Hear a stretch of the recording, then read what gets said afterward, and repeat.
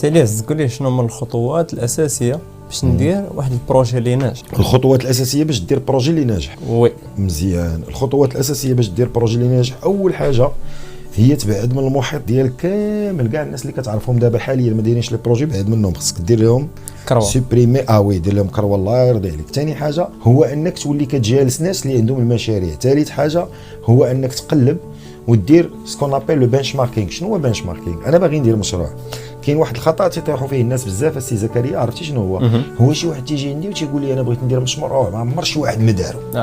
ما عمر شي واحد ما دارو. ما عمر شي واحد ما دارو، انا الاول في العالم. الله يهديك اولدي، الله يرضيك. واش 8 المليار ديال البشر ما فكروش في هذه الفكره اللي فكرتي فيها انت؟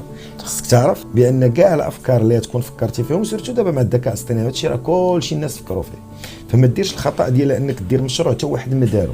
بالعكس، حاول تقلب على واحد لانيش ديال شي مشاريع. بحال دابا كاينين التليفونات كاينين عند كاع الناس، نتحداك دير محل ديال التليفونات وما تنجحش. اصلاح وبيع التليفونات، الهواتف، الطوموبيلات كثروا، الفيدونج، اللافاج، اي حاجه كثيره فراه فيها الخبز.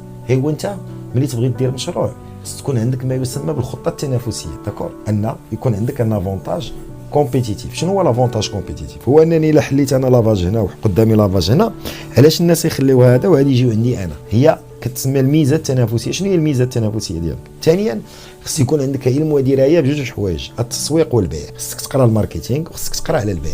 الا كنتي باغي دير مشروع وانت ما كتضبطش هاد جوج حوايج هادو، فبلا ما دير مشروع ولدي الله يرضيك. اوكي. واخر حاجه تخمم فيها هي انك تقول الا ما كانش عندي راس المال ما نبداش، لان الا مشيتي كتفكر بحال هكا فراه ما عمرك ما غادي تبدا. المشاريع كلها كتبدا بالراس، لان المشاريع تدير المال، والمال ما كدير، المال ما كيديرش المشاريع. المال يقدر يدير لك السيزي الا كان راسك خاوي، نعطيوك بزاف الفلوس ونقول لك دير لنا مشروع دير لنا السيزي لانك انت ما عارفش.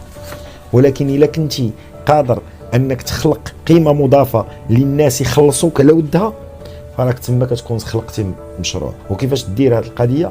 هي انك تقلب على شنو هما الاحتياجات والمشاكل ديال الناس اللي دايرين بك. الا لبيتي هذه الاحتياجات والناس قادرين يخلصوك على ودهم، فراك انت درتي مشروع ناجح. شكرا.